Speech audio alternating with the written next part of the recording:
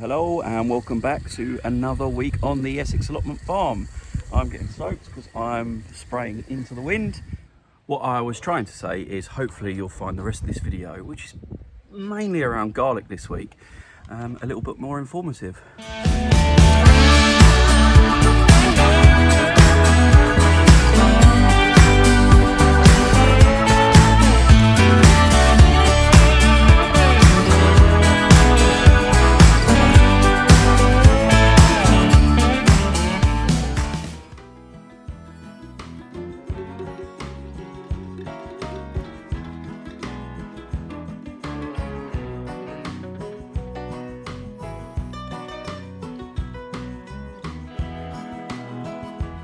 So let's start this week with a little shed update.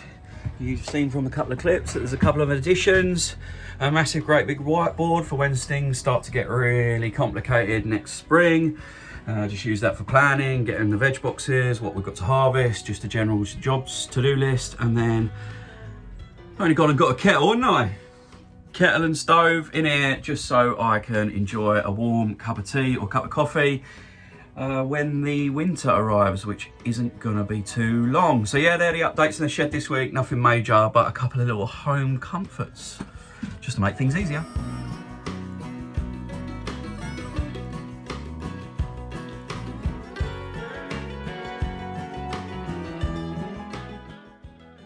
When it comes to my favourite crops to grow on an allotment or next year for the market garden and for my customers, garlic is right up there. I think it's super easy to grow. I've had loads of success with it, and whilst I'm no expert when it comes to growing garlic, I do know a thing or two about it. So I'm going to explain to you now what I'm choosing, why I'm choosing it, and some of the main differences between softneck and hardneck garlic, which has helped me come to this decision.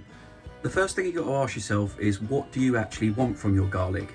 And this may seem like a bit of a stupid question because obviously you want garlic, but this will help you distinguish whether you want to grow a hardneck or a softneck variety. So some people might want garlic for here and now.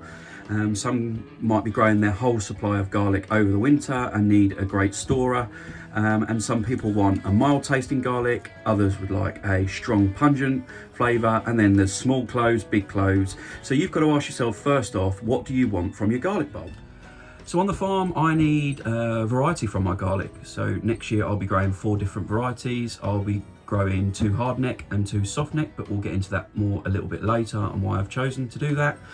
I need to be able to offer my customers garlic over a long period of time, certainly for the 22 weeks that I do veg boxes and plan on doing some farmers markets. So it's important that, number one, I have a variety. Number 2, I have a great looking and great tasting garlic, which would look great on a farm stand and great in a veg box. And number 3, I need longevity of storing. So I'll be growing all of my garlic over the winter, planting at the beginning of October and harvesting at the beginning of the summer. So I need to be able to sell it straight away from June and July all the way through to October. So it does need to have some longevity to the storing capabilities. So they are the main factors that come into play when making decisions on what type of garlic I'll be growing next season. So there you have it from me. I need a great looking garlic bulb, a variety for my customers, and something that stores really well. One of the questions that comes up all the time is whether to grow softneck or hardneck garlic. For those of you that aren't familiar, I'm just going to give you a few of the differences between the 2 different varieties. As always in these videos, these are just my opinions and this isn't gospel.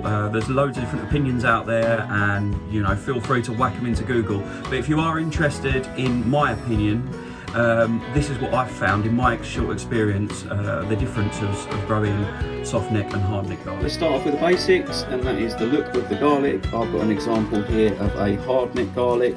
Both of these are hardneck bulbs, and as you can see, you can probably work out that's where they get their name from.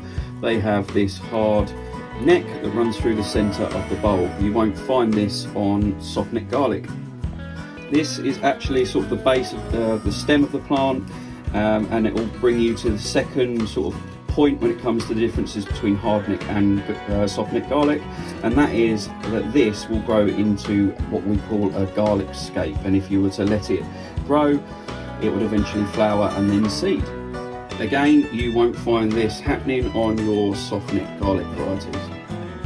Now garlic scapes, which I'll chuck a picture up to show you what they look like, are becoming really popular. And so this is the first benefit for hardneck versus softneck, I suppose, and that is that you can harvest the scapes and use them as either a condiment, an ingredient, or some people are frying them off in butter and eating them as an actual vegetable in itself.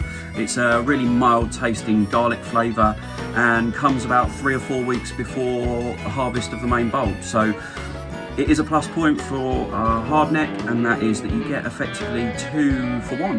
You get to harvest it twice, the scape and then the bulb itself.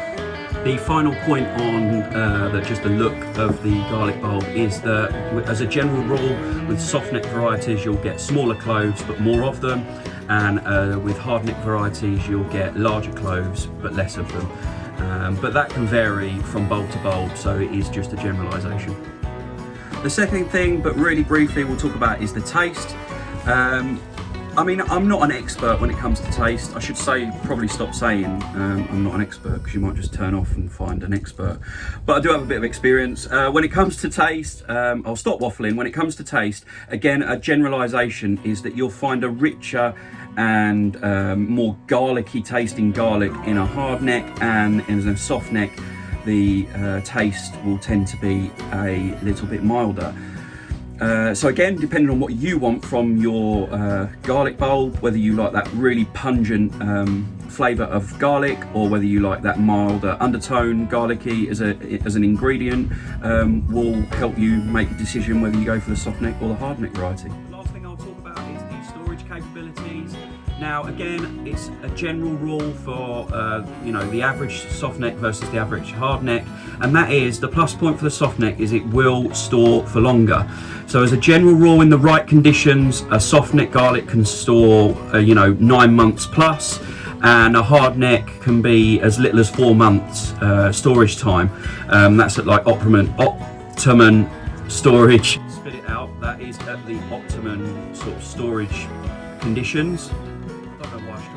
So much, but soft neck variety will give you a longer storage time. Now, to get sciencey on you, I am led to believe that this is because there is a thicker skin that's a little bit looser around a hard neck clove, and a thinner skin that is tightly wrapped around a soft neck clove. Now, that makes it harder to peel a soft neck, but makes sense when it comes to the storage, because if it's got a tighter, more compact protection around the clove itself, then presumably that's the reason it stores a bit longer.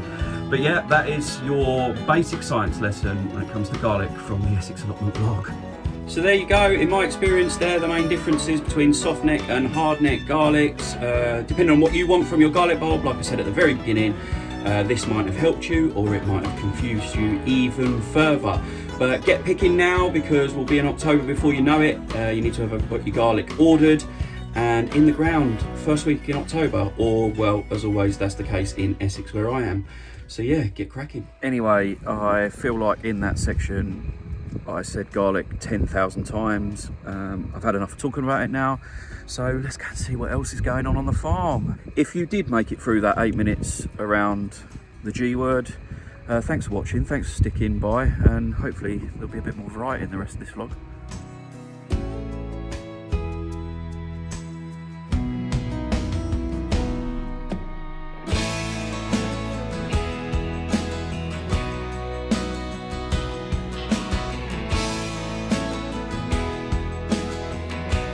Whoa, we got a first sign of soil life on the farm. First time I've even seen a worm, which is a little bit concerning, but look at that bad boy.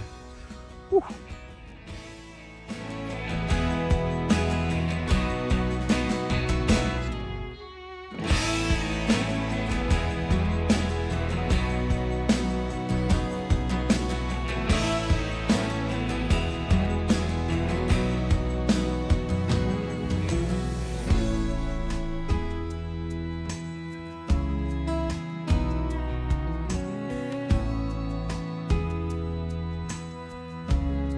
This morning on the farm we are planting.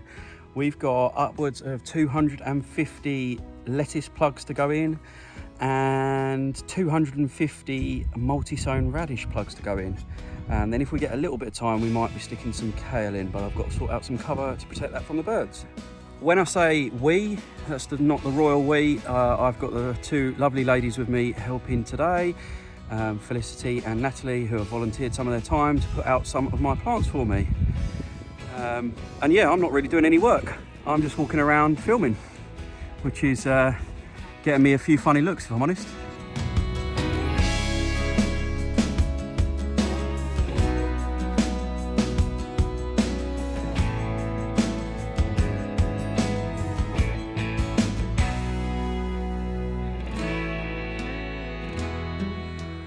Right, so as I said, we are planting lettuce this morning, and as I also said, these two ladies are doing all the hard work, but I've got seed cells of 40 cells with little lettuce plugs in there, just mixed varieties. They're going in the ground, so I'll show you what we've got in so far. Probably got, I don't know, maybe a couple of hundred in so far. And then we'll have a look at how we're doing radishes, which are in a slightly different style tray, which I'm really enjoying using, so let's kind of have a look. So we are planting at 20 centimetre intervals both ways, and we've got 5 rows in a bed. We're going to have a full bed of lettuce by the time we're finished. Felicity's down the end here finishing it off. How are you finding it, Felicity? It's not bad. Yeah, it's good fun. What's it like? What's it like volunteering for me on the farm? Fun. You're entertaining. Do I do any work? No. Fair enough. Down by the shed, I've got this little patch of carrots that I sowed a couple of vlogs back with the pelleted Autumn King carrots, and we've got some germination. It's going to be quite hard to see, but I'll zoom in and try and show you.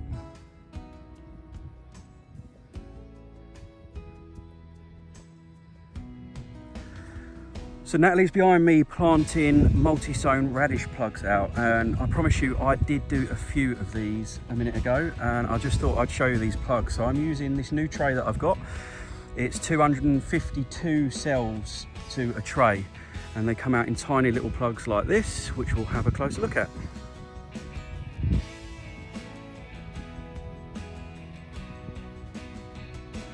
The radishes themselves are a little leggy, and that is just positioning and light wise when I had the seed trays in the mini greenhouses.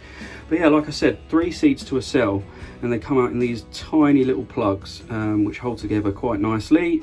Even though these plants are particularly young, that means I can take them out safely and get them into the ground without damaging them, and they should take and, you know, run with their new space. I'm having to bury these into the ground quite deep, up to the first set of leaves, again just to combat some of the legginess that's in the plants. But it seems to be working nicely, and I'm really enjoying using this new style seed tray.